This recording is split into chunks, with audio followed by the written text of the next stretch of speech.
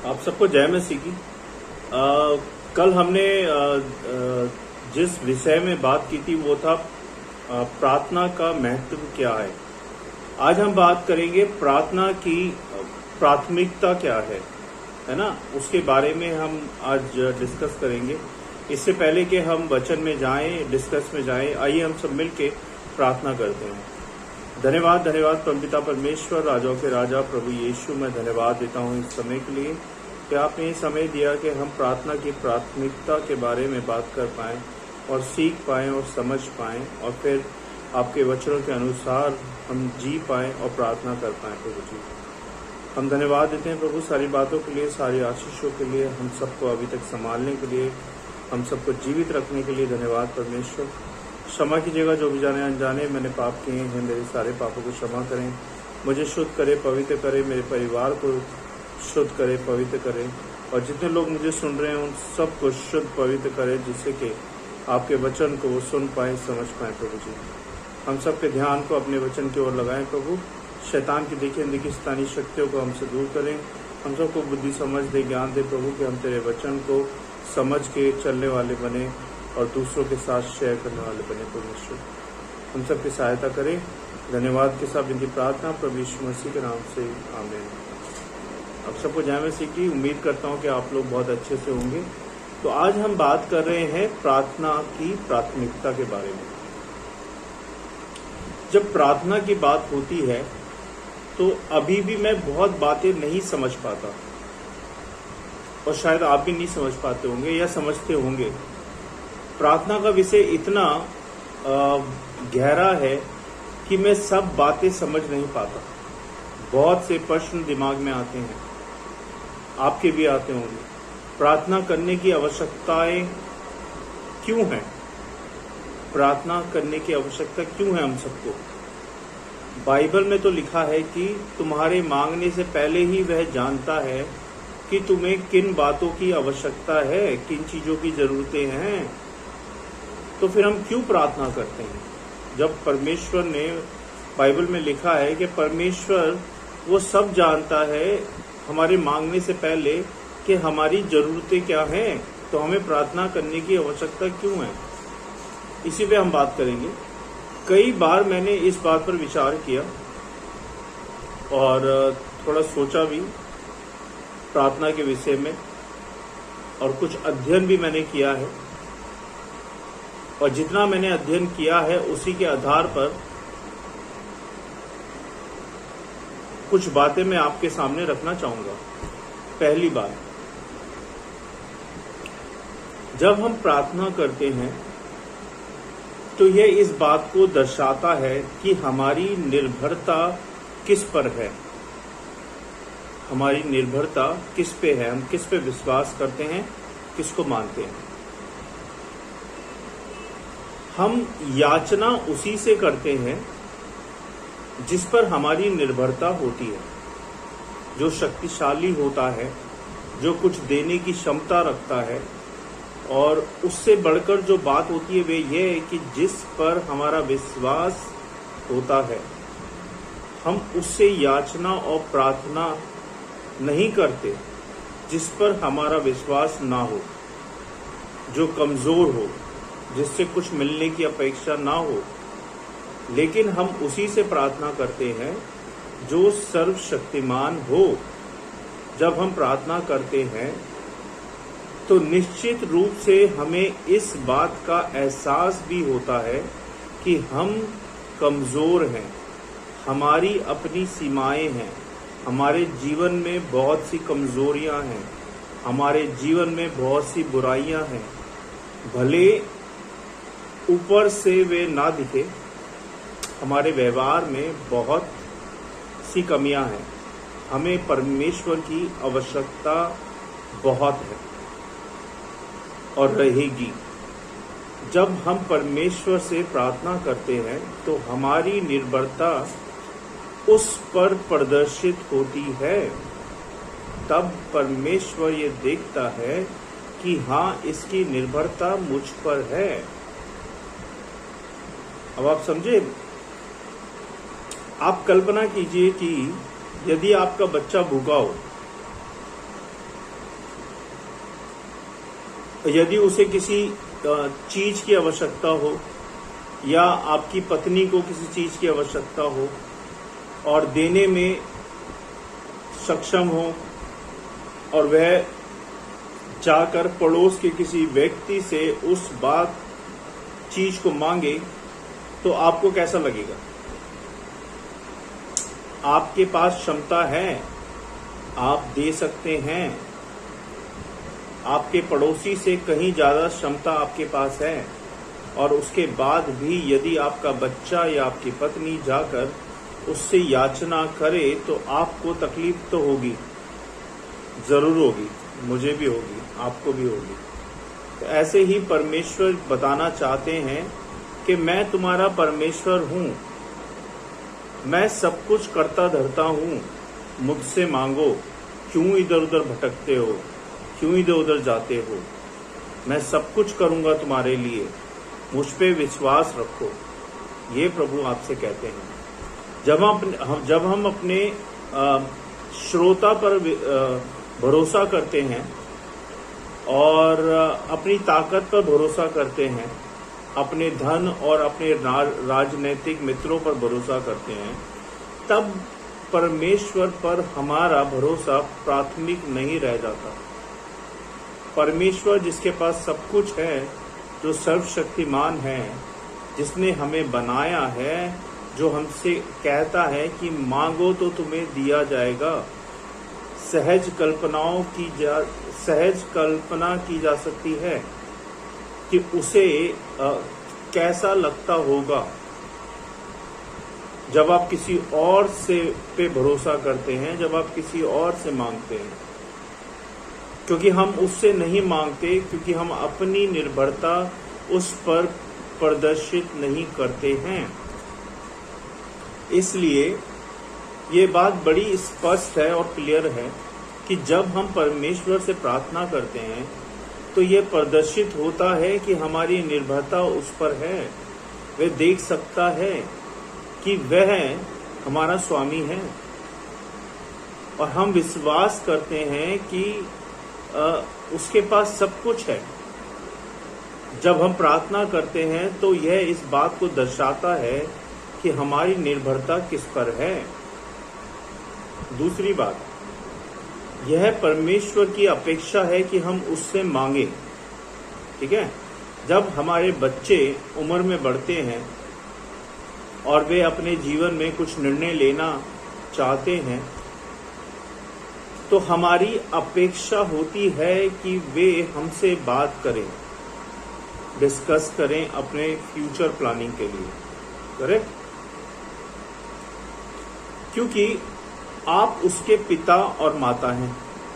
आप चाहते हैं कि आप उन्हें बताएं कि उन्हें किस रास्ते पर जाना है, कौन से विषय लेना है, किस क्षेत्र में आगे बढ़ना है। जब प्रभु यीशु मसीह ने अपने चेलों को प्रार्थना करना सिखाया तो उसने कहा कि प्रार्थना में यह कहो कि हमारे दिन भर की रोटी मुझे आज तू दे। इसका अर्थ ये है कि परमेश्वर हमसे अपेक्षा करता है कि हम उससे मांगे। परमेश्वर की यह अपेक्षा कि हम उसकी निकटता में जाएं। बहुत बार हमें मिलता नहीं क्योंकि हम मांगते नहीं। अगर मैं आपसे कहूं कि ऐसी 5 बातों की लिस्ट बनाएं जिनकी आपको आवश्यकता है। हो सकता है आपको आवश्यकता हो बेहतर भौतिक वस्तुओं की, हो सकता है आपको आवश्यकता हो कि अपने जीवन साथी से आपके जो संबंध है अच्छे नहीं हैं, वे ठीक हो सके। हो सकता है कि आपको आवश्यकता है कि जीवन में जो एक बुरी आदत है जिसके कारण आपको मानसिक रूप से तनाव होता है, वह दूर हो जाए, है ना। बहुत सी आवश्यकता हो सकती है, अनुचित व्यवहार, जल्दी गुस्सा होना, बुरे विचार, गलत भावनाएं, बहुत सी समस्याएं हो सकती हैं। मनुष्य होने के नाते हम इनसे अछूते नहीं हैं। यदि हमसे हमारे जीवन की 5 प्राथमिक आवश्यकताओं की सूची बनाने को कहा जाए, चाहे वे शारीरिक हो, मानसिक हो या आत्मिक हो, विचार करिए कि उस लिस्ट में कितनी ऐसी बातें हैं जिनके लिए आपने परमेश्वर से मांगा है। शायद पहली बात यही होगी कि उस बात को लेकर हम परमेश्वर के पास नहीं गए। हमें मालूम है कि आवश्यकता तो है, पर हमने परमेश्वर से मांगा नहीं है अभी तक। तो जब आप परमेश्वर से मांगोगे नहीं तो आपको मिलेगा कैसे? खुद पे ना भरोसा करके परमेश्वर पे भरोसा करो, उससे मांगो, वो देगा आपको। और मैं आपसे एक बात और कहना चाहूंगा कि आज अपनी ऐसी 5 आवश्यकताओं की लिस्ट बनाओ जो आपकी जरूरत है इस वक्त, और उस लिस्ट 5 आवश्यकताओं को प्रार्थना में परमेश्वर के आगे रखो। परमेश्वर का वचन कहता है कि मांगो तो तुम्हें दिया जाएगा, ढूंढो तो पाओगे। बात यही है कि ना सिर्फ हमें मांगना है बल्कि ढूंढना भी है, प्रयास भी करना है। प्रार्थना करके आलसी होकर पड़े नहीं रह जाना। प्लेट में खाना रखा हो और हम प्रार्थना करके कहें कि हमारा पेट भर जाए, तो ऐसा संभव नहीं है। हम प्रार्थना करें परीक्षा में सफल होने के लिए, और पढ़ाई ना करें तो फिर कुछ नहीं होने वाला। इसलिए परमेश्वर का वचन कहता है कि मांगो तो तुम्हें दिया जाएगा, ढूंढो तो तुम पाओगे। हमें ढूंढना भी है, मेहनत करनी है, परिश्रम करना है। प्रार्थना के साथ साथ परिश्रम करना अनिवार्य है। मात्र प्रार्थना करने से कुछ नहीं होगा। क्या हम प्रार्थना का उत्तर स्वयं बनने के लिए तैयार हैं?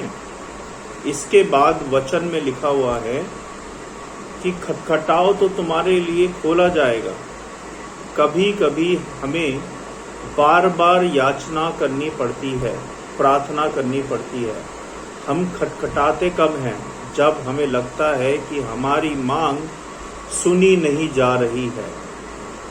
जब हम किसी के घर जाते हैं तो जाकर दरवाजा बड़बड़ाने नहीं लगते, बल्कि आवाज देते हैं, कॉल बेल दबाते हैं, है ना, जिससे कि वो बाहर आ जाए। आहिस्ता से दरवाजा खटखटाते हैं। प्रभु यीशु ने अपने दृष्टांत में एक व्यक्ति का वर्णन किया जो अपने पड़ोसी के घर रात में उससे रोटी मांगने जाता है। वह पड़ोसी का दरवाजा खटखटाता है, बार बार मांगता है। जब वह बार बार याचना या प्रार्थना करता है तो फिर उसका पड़ोसी उठता है और उसकी मदद करता है। इसलिए हमें निरंतर क्या करना चाहिए? प्रार्थना करते रहना चाहिए। अगर हमें प्रभु से कुछ मांगना है अपनी आवश्यकता के लिए, तो हमें बार बार प्रार्थना करनी है, प्रभु से परिश्रम करना है, मेहनत करनी है, तभी प्रार्थना आपकी कबूली जाएगी, तभी प्रार्थना को स्वीकार किया जाएगा। मेरे विचार से सबसे बड़ी जो शक्ति जो हमारे पास है वह है प्रार्थना की शक्ति। हमारे जीवनों में हमें प्रार्थना को प्राथमिकता देना है। अपने परिवारों में जब हम अपने बच्चों के साथ प्रार्थना में समय बिताते हैं तो वास्तव में हम उन्हें ये सिखाते हैं कि हम तो तुम्हारे माता पिता हैं, लेकिन हम हमेशा तुम्हारे साथ नहीं हैं। तुम्हारा जो वास्तविक पिता है वह स्वर्ग में है। उसी पर निर्भर होना है, उसी पर विश्वास रखना है, उसी से मांगना है, उसी से आशा करना है। प्रार्थना के द्वारा हमारी निर्भरता परमेश्वर पर निकट होती है, और परमेश्वर की भी हमसे यही अपेक्षा है कि हम उससे प्रार्थना के माध्यम से निवेदन प्रार्थना करें। लेकिन प्रार्थना के विषय में कुछ और बातें भी हैं जिसके बारे में हमें सतर्क रहना है। आइए हम इसके बारे में बात करेंगे। पहली बात, कभी दूसरों को प्रभावित करने के लिए हमें प्रार्थना नहीं करनी चाहिए। दूसरों को इम्प्रेस करने के लिए हमें प्रार्थना नहीं करनी चाहिए। जैसे कि अक्सर जब हम बहुत से लोगों के बीच में होते हैं, चाहे वे किसी के जन्म दिवस का अवसर हो, किसी की मृत्यु का अवसर हो, या फिर किसी को सम्मानित करने का अवसर हो, ऐसे समय में जब हम प्रार्थना करते हैं तो अक्सर ऐसा लगता है कि जैसे हम प्रार्थना में उस व्यक्ति के जीवन का परिचय दे रहे हैं, उस व्यक्ति या उसके परिवार के लोगों को सुनाने के लिए प्रार्थना कर रहे हैं। यह बात बिल्कुल गलत है। प्रार्थना परमेश्वर से हमारा सीधा वार्तालाप है, और जब हम समूह में प्रार्थना करते हैं तो हम समूह के सभी लोगों की भावनाओं का, उनकी याचनाओं का और प्रतिनिधित्व करते हैं। उनको प्रभावित करने के लिए प्रार्थना नहीं करते। मत्ती 6:5 में लिखा है, जब तू प्रार्थना करे तो कपटियों के समान ना हो, क्योंकि लोगों को दिखाने के लिए सभाओं में और सड़कों के मोड़ों पर खड़े होकर प्रार्थना करना उनको अच्छा लगता है। मैं तुमसे सच सच कहता हूं कि वे अपना पूरा प्रतिफल पा चुके हैं। इसलिए प्रार्थना ना करें कि लोग हमसे कहें कि आपने बहुत अच्छी प्रार्थना की है, आपने हर एक का नाम लिया है, आपने अपनी प्रार्थना के द्वारा दूसरों को प्रोत्साहित किया है। प्रार्थना का उद्देश्य ये नहीं होता है। लूका 20:47 में लिखा है, वे विधवाओं के घर खा जाते हैं और दिखाने के लिए बड़ी देर तक प्रार्थना करते रहते हैं। यह बहुत ही दंड पाएंगे। क्या लिखा है, मैं इस लाइन को दोबारा पढ़ना चाहूँगा। ये विधवाओं के घर खा जाते हैं और दिखाने के लिए बड़ी देर तक प्रार्थना करते रहते हैं, और ये बहुत ही दंड पाएंगे जो ऐसा करते हैं। जो लोग दिखाने के लिए लंबी लंबी प्रार्थनाएं करते हैं, उन्हें अधिक दंड मिलेगा। इसलिए सीधी स्पष्ट सी बात यह है कि जब हम प्रार्थना करते हैं तो हम परमेश्वर से बातें करते हैं। इसलिए हमारा सारा ध्यान, हमारे विचारों का केंद्र परमेश्वर होना चाहिए। व्यक्ति को प्रभावित करने के लिए, समूह को प्रभावित करने के लिए प्रार्थना करना बेकार है। इसको निरर्थक भी बोलते हैं और बेकार भी बोलते हैं। दूसरों को प्रभावित करने के लिए या समूह को प्रभावित करने के लिए प्रार्थना करना बेकार है, सीधी सी अगर मैं सरल भाषा में बोलूँ तो। और ऐसी प्रार्थना का कोई परिणाम नहीं मिलता। इस बात से हमें बचना है कि दूसरों को प्रभावित करने के लिए हमें प्रार्थना नहीं करनी है। दूसरी बात, अपनी प्रार्थना में हमें परंपरागत शब्दावली को दोहराना नहीं है। जैसे कि हम शब्दों को प्रार्थना में बार बार दोहराते, एक ही शब्द को या दो शब्द को बार बार हर प्रार्थना में दोहराते हैं। हमें शब्दों का ध्यान रखना है और प्रार्थना में उनको दोहराना नहीं है। कई ऐसे शब्द होते हैं जिन्हें हम बार बार सुनते हैं, जिन्हें हम बार बार दोहराते हैं, परंतु उन बातों का वास्तव में कोई अर्थ नहीं होता।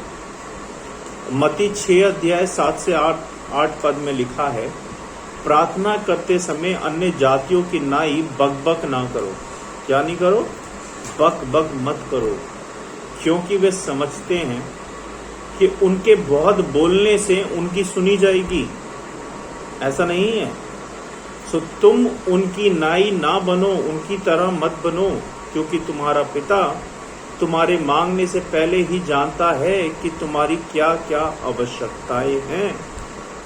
प्रभु यीशु कहते हैं कि जब हम प्रार्थना करें तो अर्थहीन बातें ना दोहराएं, जिनको कोई मतलब ना हो उन बातों को ना दोहराएं, क्योंकि ऐसा करने वाले सोचते हैं कि उनके अधिक बोलने से उनकी सुनी जाएगी।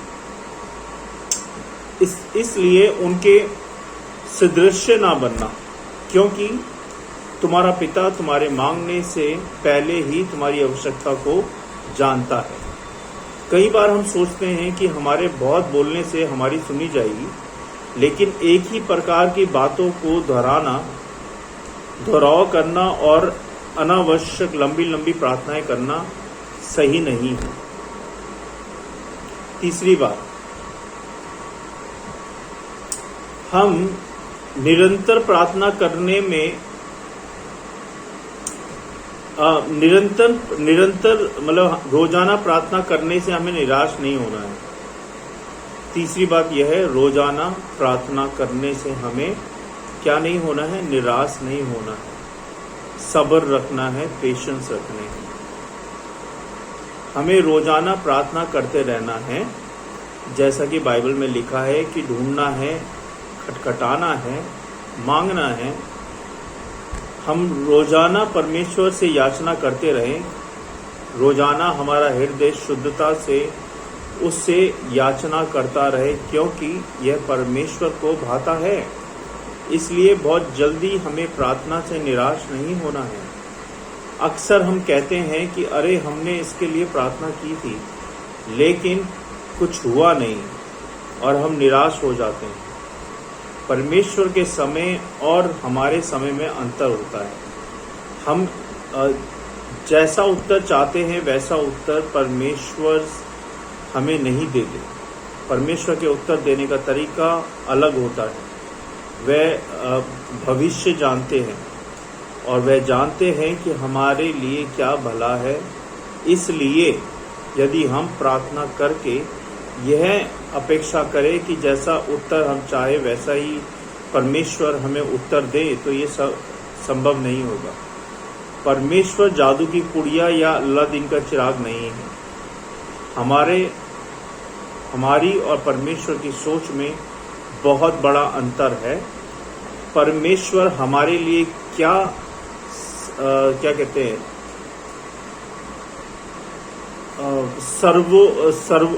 सर्व उत्तम है, वो जानते हैं। इसे जान और अपने समय के अनुसार अपने तरीके से वह हमारी प्रार्थनाओं का उत्तर देते हैं। हम कभी भी जैसा उत्तर चाहते हैं वैसा उत्तर नहीं मिलेगा। वो परमेश्वर के अपने समय अनुसार, परमेश्वर के आधार पे परमेश्वर उत्तर देंगे। जैसा आप चाहते हैं वैसा उत्तर नहीं, परमेश्वर का उत्तर देने का तरीका अलग है। तो हम निराश हो जाते हैं, लेकिन अपनी प्रार्थनाओं को करते समय हमें निराश नहीं होना है। हमें हर रोज, हर पल, हर सेकंड प्रार्थना का प्रयास करते रहना है और खटखटाते रहना है, ढूंढते रहना है, मांगते रहना है परमेश्वर से। चौथी बात, हमें इस भावना से प्रार्थना नहीं करना है कि हम बहुत धार्मिक व्यक्ति हैं। हमें इस भावना से प्रेयर नहीं करना है या प्रार्थना नहीं करनी है कि हम बहुत धार्मिक व्यक्ति हैं। धार्मिकता के स्वभाव में, स्व धार्मिकता के भाव में हमें प्रार्थना नहीं करना है। लूका रचित सुसमाचार के 18वें अध्याय में फरीसी और कर वसूलने वाले की प्रार्थना का वर्णन है। लिखा है, और उसने कितनों से जो अपने ऊपर भरोसा रखते थे कि हम धर्मी हैं और औरों को तुच्छ जानते थे। यह दृष्टांत कहा है कि दो मनुष्य मंदिर में प्रार्थना करने के लिए गए। एक फरीसी था, दूसरा चुंगी लेने वाला। फरीसी खड़ा होकर अपने मन में यूं प्रार्थना करने लगा कि परमेश्वर तेरा धन्यवाद करता हूँ, मैं तेरा धन्यवाद करता हूँ कि मैं और मनुष्यों की नाई अंधेर करने वाला, अन्याय और व्यभिचारी नहीं, और ना इस चुंगी लेने वाले के समान हूँ। मैं सप्ताह में 2 बार उपवास करता हूँ, मैं अपनी सब कमाई का 10वां अंश भी देता हूँ। लेकिन चुंगी लेने वाले ने दूर खड़े होकर स्वर्ग की ओर आंख उठाना भी न चाहा और अपनी छाती पीट पीट कर कहा, हे परमेश्वर, मुझ पापी पर दया कर। प्रभु यीशु ने कहा कि उस फरीसी की नहीं वरन इस चुंगी लेने वाले की प्रार्थना सुनी गई, क्योंकि उसने अपने पापों को एहसास किया और उसने धार्मिकता से भरकर प्रार्थना, स्वधार्मिकता से भरकर प्रार्थना नहीं की। उसने सच्चे दिल से प्रार्थना की, है ना। जो सच्चे दिल से प्रार्थना करता है बिना शब्दों को बनाए, उसकी प्रार्थना परमेश्वर जरूर सुनते हैं। जब हम परमेश्वर के सामने खड़े होते हैं तो हमें इस बात का एहसास होना चाहिए कि हम कुछ भी नहीं हैं, हम शून्य के समान हैं। हम परमेश्वर के सामने यदि अपनी धार्मिकता का ढिंढोरा पीटेंगे या परमेश्वर के सामने यह खड़े होंगे कि हम तो परमेश्वर के सेवक हैं, हमने बड़े बड़े काम किए हैं, हमें परमेश्वर के वचन का ज्ञान बहुत ज़्यादा है, तो परमेश्वर हमारी प्रार्थना नहीं स्वीकार करते हैं और ना ही वो हमारी प्रार्थनाओं को सुनेंगे। कुछ लोग जब प्रार्थना करते हैं तो ऐसा लगता है कि जैसे वे परमेश्वर को डांट रहे हैं या परमेश्वर से अधिकार से मांग रहे हो। डांट रहे हो या परमेश्वर से अधिकार से मांग रहे हो। कभी किसी की प्रार्थना को सुनकर ऐसा लगता है कि जैसे हम परमेश्वर को बता रहे हैं कि ऐसी ऐसी समस्याएं हैं और तुझे इस समस्या को सुलझाने के लिए ऐसा करना है। जब हम परमेश्वर के सामने खड़े हों तो विनम्रता के भाव से अपने आप को खाली करते हुए शून्यता के भाव से उससे प्रार्थना करें। इस भाव से प्रार्थना करें कि हम पापी हैं और परमेश्वर के अनुग्रह के कारण हम पर दया हुई है, उसके अनुग्रह के कारण हमारा उद्धार हुआ है। जो कुछ किया है उसने किया है, अपने पुत्र का बलिदान उसने मेरे और आपके खातिर किया है। हमारी क्या हस्ती, हमारी क्या औकात। जब हम उसके सामने खड़े हों तो शून्यता से, विनम्रता से, दरिद्रता के भाव से उसके सामने प्रार्थना करें। हम ध्यान रखें कि हमारी प्रार्थना इस बात को दर्शाती है कि हमारा विश्वास, हमारी निर्भरता किस पर है। परमेश्वर की हमसे यह अपेक्षा है कि हम उससे मांगे। साथ ही साथ हम सतर्क रहें कि हमें दूसरों को प्रभावित करने के लिए प्रार्थना नहीं करनी है। हमें अपनी प्रार्थना में परंपरागत शब्दावली का दोहराव नहीं करना है। प्रार्थना करने में हमें निराश नहीं होना है और स्वधार्मिकता के भाव से भरकर प्रार्थना नहीं करनी है, बल्कि दीनता और विनम्रता के साथ, संपूर्ण समर्पण के साथ परमेश्वर के पास आना है। परमेश्वर आपको इस वचन के द्वारा बहुत बहुत आशीष दे। आइए हम सब मिलकर प्रार्थना करेंगे। धन्यवाद परमपिता परमेश्वर, राजाओं के राजा प्रभु यीशु, मैं धन्यवाद देता हूँ इस समय के लिए कि आपने ये समय दिया कि हम प्रार्थना की प्राथमिकता को समझें, उसको जानें, उसको समझें और वैसा ही करें जैसा आप हमसे चाहते हैं। धन्यवाद प्रभु, हमें प्रार्थना की प्राथमिकता को समझाने के लिए हम सबको सिखाएं, हम सबको बताएं कि हम सच्चे दिल से, सच्चे मन से आपकी प्रार्थना करें, ना कि किसी को दिखाने के लिए या अपने आप को बढ़ाने के लिए करें। ना ही हम बार बार सेम शब्दों का प्रयोग करें। प्रभु, जो दिल से निकलता है वो आप तक पहुंचता है। परमेश्वर, होने दे प्रभु कि जब भी हम प्रार्थना करें सच्चे दिल से करें। क्षमा करें प्रभु मेरे पापों के लिए, जो भी जाने अनजाने में मैंने पाप किए हैं, मेरे सारे पापों को क्षमा करें। मुझे शुद्ध करें, पवित्र करें, मेरे परिवार को शुद्ध पवित्र करें, उनकी रक्षा करें और जैसा आप उनसे चाहते हैं, मुझसे चाहते वैसा हो। आपकी इच्छा पूरी हो मेरे घर परिवार में, मेरे जॉब में, मेरी हर बात में प्रभु जी, क्योंकि मैं कुछ भी नहीं हूँ, मैं शून्य के समान हूँ। सब कुछ आपका दिया गया है प्रभु, सब कुछ आपने दिया है।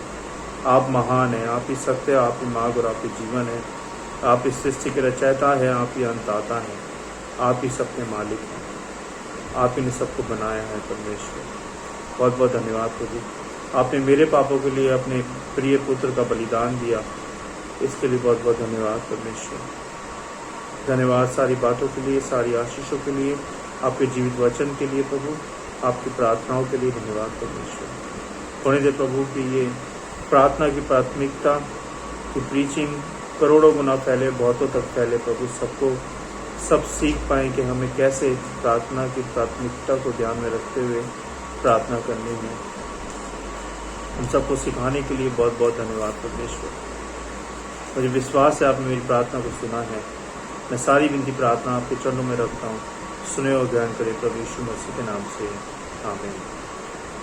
जय मसीह। सबको जय मसीह की। Thank you so much. अगर आपको मेरा ये स्पिरिचुअल वीडियो पसंद आता है तो प्लीज़ सब्सक्राइब माय चैनल।